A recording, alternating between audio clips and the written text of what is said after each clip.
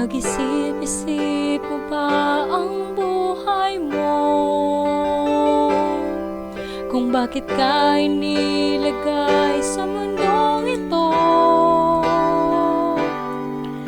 Kung saan ka nang galing, kung saan ang patutunguhan, may dahilan kahit di mo ito alam.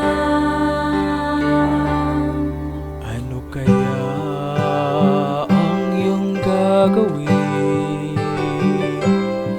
Pagpapatuloy mo ba ang iyong mga gawain? Kung magbabago ka ay simulan mo na ngayon. Tutulungan ka ng Panginoon. Lumapit sa Kanya, ibigay mong sarili, puso't kaluluwa. Huwag nang maghintay pa, ngayon mo ito gawin. Sapagkat di mo batid kung anong dala ng bukas para sa'yo. Kaya't ihandog mo na ngayon sa Kanya ang buhay mo.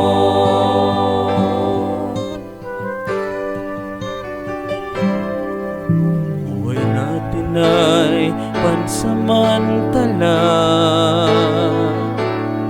Sa isang saglit ika'y buhay, tapos wala ka na. Kaya't ngayon ang panahon, harapin ang katotohanan. Si Diyos lamang ang may buhay na walang hanggan. Lumapit sa Kanya, ibigay mong sarili, puso't kaluluwa. Huwag nang maghintay pa, ngayon mo ito gawin. Sapagkat di mo batid kung anong dala ng bukas para sa'yo. Kaya't ihandog mo na ngayon sa Kanya ang buhay mo.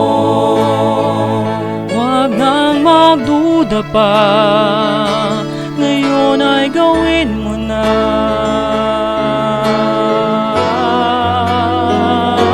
Lumapit sa Kanya,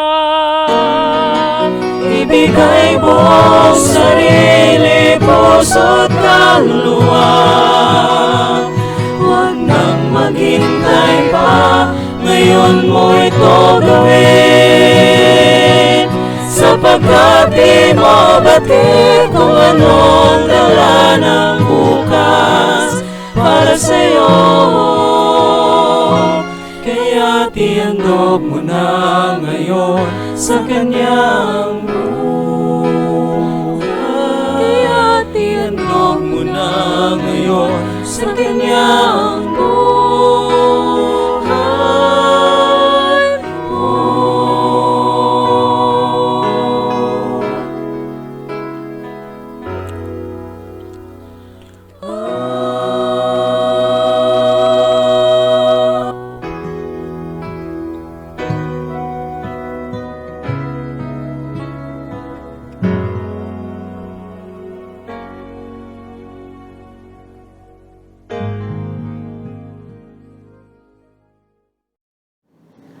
Isang masayang oras na naman po ng pananalangin at pag-aaral ng banal na kasulatan sa aming mga mahal na mga tagapakinig sa Adventist World Radio Palawan. Alam ko pong marami kayo na tumutunghay, nakikinig at nagpapaabot ng inyong mga suporta na tungkol sa ating programa. At ganun din po ang mga nanonood na sa ating YouTube channel, Palawan Adventist Academy. Patuloy na dumarami po ang subscribe nito at ako'y masaya sapagkat hindi lamang po dito sa Pilipinas o dito sa isla ng Palawan nakakarating ang ating paglilingkod, kundi sa mga alumni sa ibang bahagi ng mundo, lalo na sa United States of America. So isang masayang pag-aaral po kasama ninyo sa ating ilang minuto na naman na pagtatalakayan. Mga mahal kong mga kaibigan, ang ating pag-aaralan ngayon ay ang pampitong araw ng ating 10 Days of Prayer na may pamagat na The Three Angels' Messages, the Sabbath, and Prayer.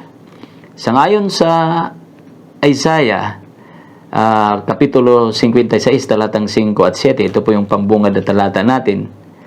Kung kayo po may banal na kasulatan sa inyong mga tahanan, ay sama-sama natin itong basahin. Sila'y bibigyan ko sa aking bahay at sa loob ng aking mga kuta ng alaala at pangalan na maigi kaysa mga anak na lalaki at babae. Aking bibigyan sila ng walang hanggang pangalan na hindi mapaparam. Gayon din ang mga taga-ibang lupa na nakikilakip sa Panginoon upang magsipangasiwa sa Kanya at magsiibig sa pangalan ng Panginoon, upang magsipangasiwa sa Kanya at magsiibig sa pangalan ng Panginoon upang maging Kanyang mga lingkod, bawat nangingili ng Sabat upang huwag lapastanganin at nag-iingat ng aking tipan. Sila'y dadalhin ko sa aking banal na bundok at papagkatuwain ko sila sa aking mga bahay ng dalanginan. Ang kanilang mga handog na susunugin at ang kanilang mga hain ay tatanggapin sa aking dambana, sapagkat ang aking bahay ay walang tatawaging bahay na panalanginan para sa lahat ng mga bayan. Tayo po'y manalangin. O Ama naming banal na sumasalangit ka, muli po kaming lumalapit sa inyong banal trono ng awa upang hilingin ang gabay ng banal na Espiritu sa aming pag-aaral sa oras na ito. Pakabanalin nawa po kami sa katotohanan, sapagat ang salita mo'y katotohanan. Sa pangalan ng aming tagapagligtas na si Jesus. Amen. Katulad po ng ating binasang talata, ipinapahiwatig na ang Diyos ay nagagalak doon sa mga tao na hindi kabilang sa Kanyang bayan na nakikilakip, na nangingilin ng Sabat, nangingilin sa takdang espesyal na araw na Kanyang ipinagkaloob upang magpatibay ng Kanyang tipan at sa Kanyang bayan. Nagagalak ang Diyos kapag mayroon palang mga tao na bagaman sila ay hindi literal na kabilang sa bayan ng Diyos, subalit kanilang kinikilala na ang Diyos ay isang manlalalang at Panginoon ng araw ng Sabat. Gagantimpalaan ng Diyos ang sino man na makikilakip sa kanila. Ang kanilang pangalan ay hindi mapaparam doon sa ipinangakong kaharian ng Diyos. Mga minamahal ko, gusto ba ninyo na ang inyong mga pangalan ay hindi mapaparam, lalo't higit na itatala ito ng Diyos sa Kanyang banal na syudad, sa Kanyang kaharian, kung kayo ay kikilala rin sa Kanya sa araw ng Sabat bilang inyong Diyos, makapangyarihan Diyos at tagapagligtas. Ang pabalitan ng tatlong anghel sa aklat ng Apokalipsis ay nagsasabi na ang mensaheng ito ay isang panawagan para sa pagsamba sa ating manlalalang. Tayo ay nais ng Diyos na makisangkot, makibahagi. Ito hindi aksidente lamang na pangyayari, sapagkat ang Diyos ay naglalang ng isang sanlibutan kasama na ang lahat ng mga bagay sanlibutan ito at tayo na Kanyang mga nilalang na tao. At binigyan niya tayo ng tanging regalo. At ito ay walang iba kundi ang Panginoong Hesus. Ang Panginoong Hesus ay ipinangako ng Diyos sa Kanyang mga nilikha na mga nagkasala. At sangayon kay Apostol Juan na kanyang sinabi sa Kapahayagan, Kapitulo 4, talatang 11, Aming Panginoon at Diyos, karapat-dapat kang tumanggap ng papuri, paggalang at kapangyarihan, sapagkat ikaw ang lumalang sa lahat ng bagay at ayon sa iyong kagustuhan, sila'y nilalang mo at pinanatili. malinaw na sinasabi na walang ibang dapat papurihan, walang ibang paggalang at kapangyarihan na dapat nating ipagkaloob sa Diyos, sapagkat siya ang lumalang sa atin, sapagkat siya ang manlalalang ng lahat ng mga bagay. O mga minamahal na mga kaibigan at mga tagapakinig o mga taga-subaybay, purihin ang Diyos, sapagkat ang ating Diyos na pinaglilingkuran ay isang manlalalang. Isang napakagandang kaisipan na makilala natin na kaya tayo'y nabubuhay sapagkat ito ay kalooban ng Diyos. Ang Sabat o ang Sabado ay nagpapaalala sa atin na tayong lahat, ang mga tao sa sanlibutan ito at lahat ng mga gumagalaw na mga nilikha ng Diyos ay nilikha ng Diyos sa isang layunin. Mayroong purpose. At kung babalikan natin ang pangyayari doon sa Hardin ng Eden, sa Kapitulo 1, Kapitulo 2 ng Henesis, ay ipinapaalala sa atin na doon sa Hardin ng Eden ay mayroong mapagmahal na manlalalang at nais niyang makita na ang kanyang mga nilikha ay mabuti. Subalit sa sanlibutan ito na puno ng kahirapan, puno ng pagsusumakit, puno ng sakit at mga karamdaman. Nandyan ang COVID-19, ang Omicron variant. O, mga minamahal ko, ang nilikha ng Diyos sa unang paglikha niya doon sa Eden ay napaka-perpekto.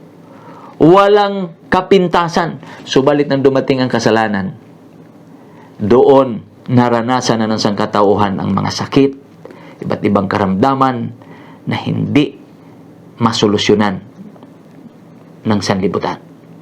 Mga minamahal ko, sa kabila ng ganitong karanasan, ang Diyos ay nangako bilang siya ang manlalalang na hindi niya iiwan o pababayaan man ang kanyang bayan.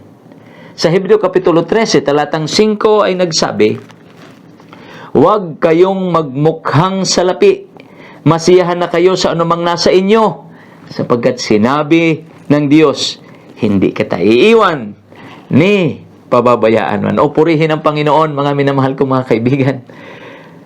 Itinuturo sa atin ng ating mahal na Diyos na dapat hindi natin hangarin ang mga bagay sa sanlibutan ito na walang kabuluhan katulad ng mga salapi, kundi masiyahan tayo sa kung ano ang ipinagkakaloob ng Diyos sa atin. Bakit? Dahil sa kabila ng kahirapan, sa kabila ng kamatayan, sa kabila ng kasalanan, sa kabila ng mga pagsubok, hindi tayo niya iiwan o pababayaan man kung ang isang tao ay may relasyon sa Kanya.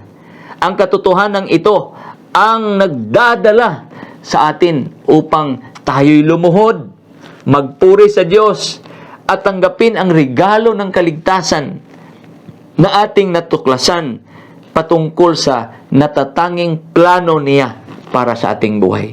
Alam niyo ba mga minamahal, nung magkasala si Adan at si Eva, karakaraka, nagplano ang Diyos ng isang plano ng pagliligtas o tinatawag na plan of redemption. At hindi magiging matibay ang pangakong yon kung hindi natin maunawaan na ang Diyos na ating pinaglilingkuran ay nagkaloob ng araw ng Sabat upang maaalala natin sa tuwi-tuwi na siya ang ating manlalalang. Ang Sabat ay nagpapaalala patungkol sa regalo ng Diyos na kaligtasan o gift of salvation. At kung tayo'y makakaranas ng kapahingahan sa araw ng Sabat o Sabado, tayo ay nagpahinga sa madlang ginawa ng Diyos sa pamagitan niya at para sa tao. Nagpapahinga tayo, mayroon tayong kapahingahan sa kanyang biyaya. Ang Sabat ay hindi isang legalistang requirement na ibinigay sa bansang Israel para pahirapan ang bayang o bansang Israel, kundi bagkos ibinigay ang Sabat para maranasan nila ang kapahingahan ng biyaya ng Panginoon. Ito ang biyaya na nagpupuno sa araw ng Sabat para sa sangkatauhan. Ito ang nagdadala sa atin, dinadala tayo para tayo ay maging dependent sa Panginoon. Sa Kanya lang tayo magtitiwala ng buo dahil siya ay may plano ng pagliligtas. Mga minamahal kong mga kaibigan, sinasabi ng banal na kasulatan na si Jesus ay natapos ang kanyang paglalang sa pamagitan ng isang salita ng mga salitang nagsasabi, "Thus the heavens and the earth and all the host of them were finished. And on the seventh day, God ended His work which He had done, and He rested on the seventh day from His work which He had done." Genesis chapter 2, verses 1 and 2. At Kanya rin, sa pagtatapos ay Kanya rin ipinakita ang Kanyang kamanghamanghang paglilikha simula pa sa Kanyang paglalang. Nagpasimula siyang gumawa at Kanyang tinapos ito. Ganon din sa ating panahong ito. Pinapakita na si Kristo ay mayroong ginawa din para sa atin at ito'y natapos. At ito yung pagliligtas. Oh, mga minamahal ko, ang pagliligtas doon sa cross na pinagkaloob ng Diyos ang Kanyang buhay bilang kabayaran ng inyong kasalanan at ng aking kasalanan.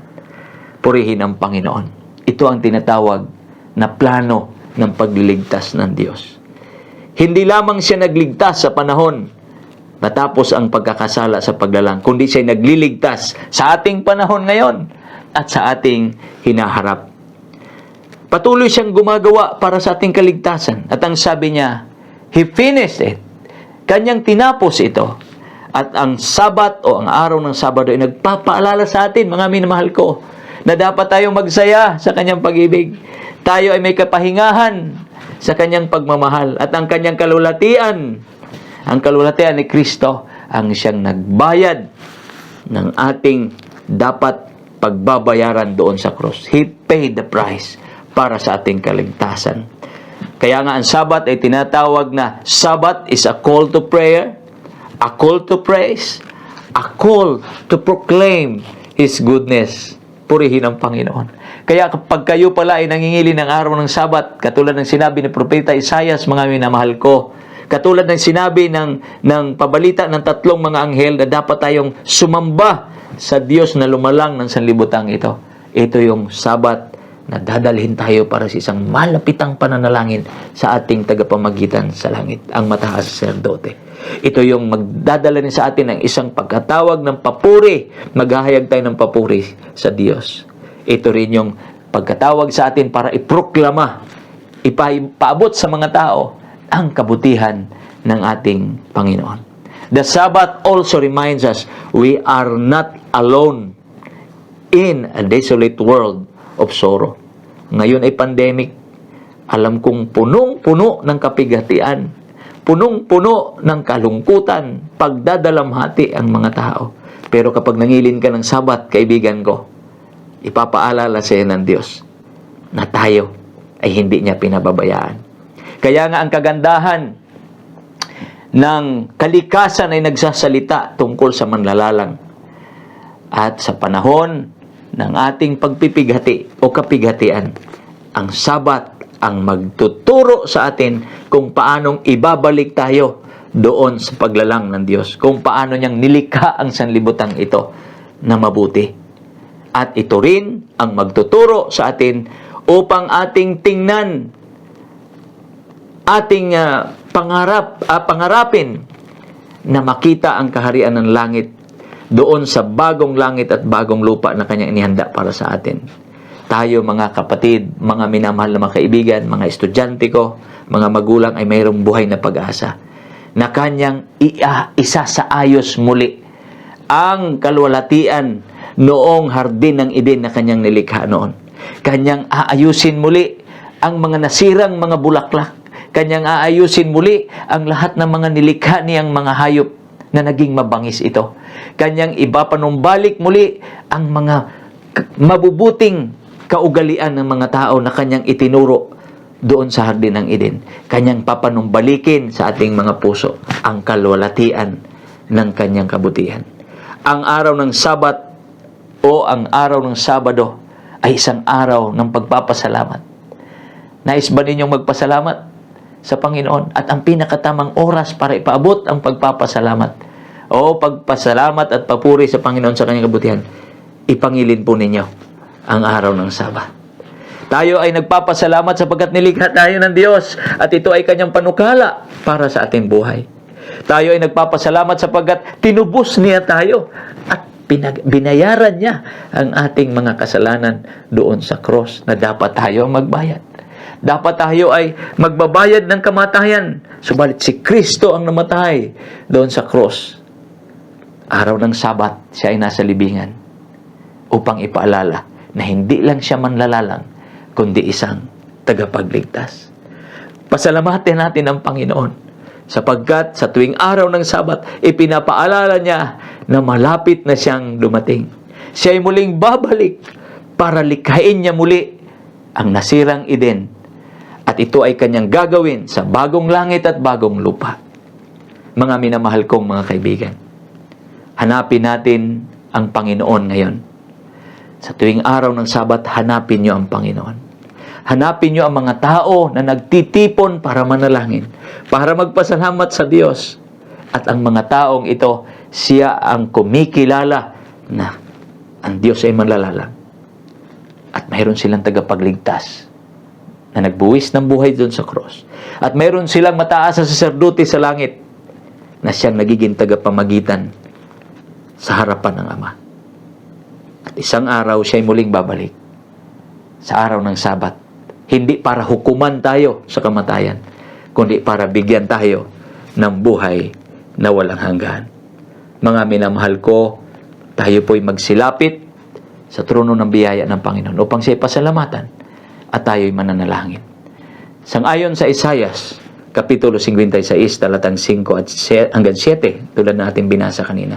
Sabay-sabay po muli nating namnamin ang Ebanghelyo sa Lumang Tipan. Sang-ayon kay Propeta Isaias, sila'y bibigyan ko sa aking bahay at sa loob ng aking mga kuta ng alaala at pangalan na maigi kaysa mga anak na lalaki at babae. Aking bibigyan sila ng walang hanggang pangalan na hindi mapaparam. Gayon din ang mga taga-ibang lupa na nakikilakip sa Panginoon upang magsipangasiwa sa Kanya. Purihin ang Panginoon. Sa bahaging ito, gusto kong ipaalala sa iyo mga kaibigan, sa inyo mga kaibigan ko, na kahit hindi tayo kabilang sa Seventh-day Adventist Church, subalit nagnanais kayong mangilin ng araw ng Sabat, kayo ay kikilalanin ng Diyos. Kayo ay pagpapalain ng Diyos. Kayo ay gagabayan ng Diyos upang mamuhay kayo na may pagkakilala tunay sa ating manlalalang na Diyos at tagapagligtas na Panginoong Kristo. At magsisiibig sa pangalan ng Panginoon upang magsipangasiwa sa Kanya. Inulit ito dahil mahalaga. Magsisiibig sa pangalan ng Panginoon at magsipangasiwa sa Kanya upang maging Kanyang mga lingkod. Kaya sino mang nagnanais ngayon na gusto maging lingkod ng Panginoon, nagnanais mangilin ng araw ng Sabat, pagpalain ang desisyon mo, mahal kong kapatid. Pagpalain ang desisyon ng bawat miyembro ng iglesia na nais makisangkot sa gawain ng Panginoon upang maglingkod. Bawat nangingili ng Sabat upang wag lapastanganin at nag-iingat ng aking tipan.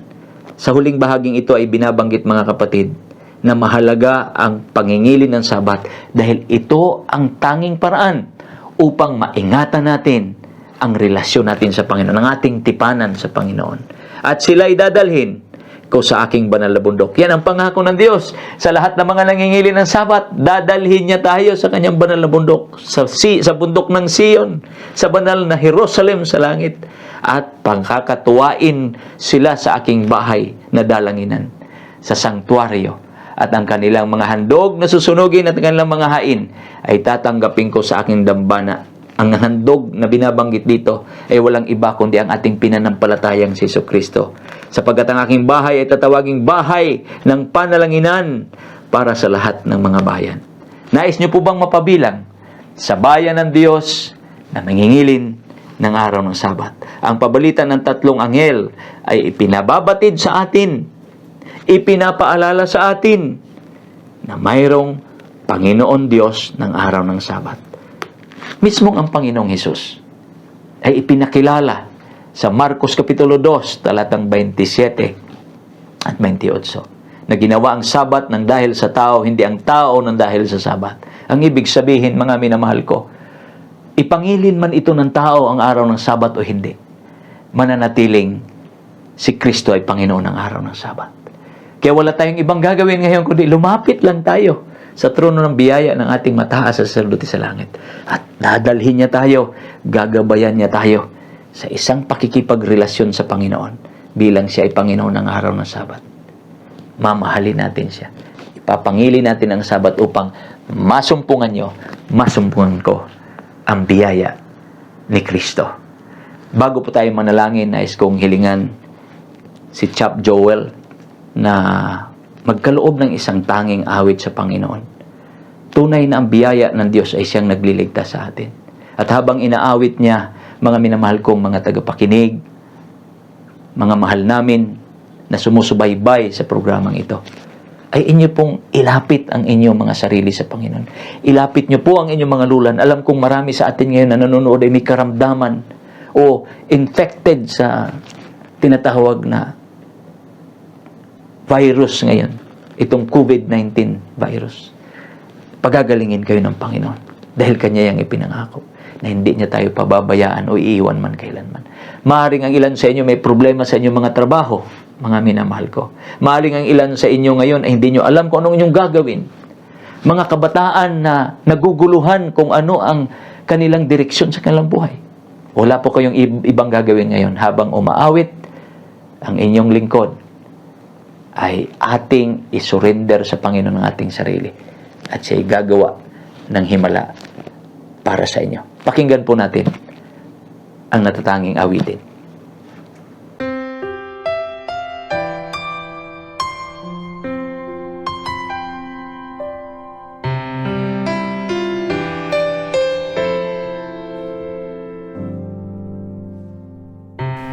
As I look back on the road I've traveled, I see so many times He carried me through.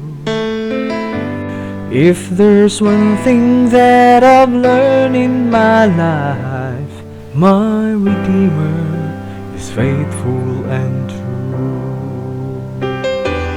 My Redeemer is faithful and true.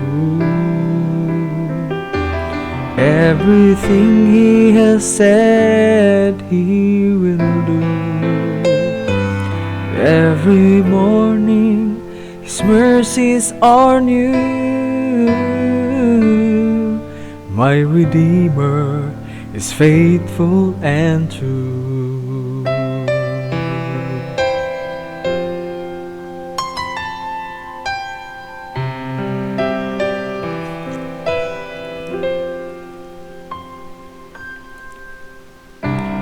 My heart rejoices when I read the promise. There is a place I am preparing for you. I know someday I'll see my Lord face to face. My Redeemer is faithful and true. My Redeemer is faithful and true. Everything He has said He will do.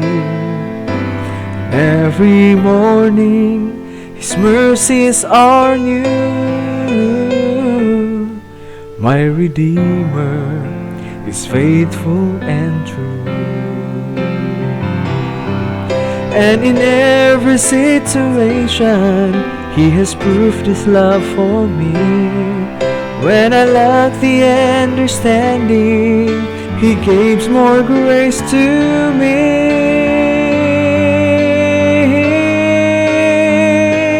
My Redeemer is faithful and true. Everything He has said He will do. And every morning His mercies are new. my Redeemer, my Redeemer, my Redeemer is faithful and true.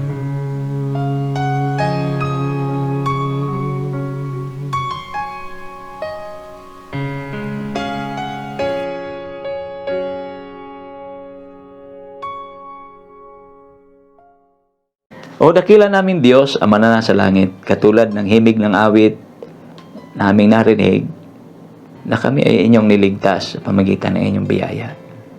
At sa pamagitan ng araw ng Sabat ay pinapaalala nyo sa tuwi-tuwi na wala kami dapat ipangamba sapagkat nangako kayo sa amin na kung aming ipapangilin ang banal na araw ng Sabat, ay hindi nyo aalisin ang aming mga pangalan sa inyong kaharian.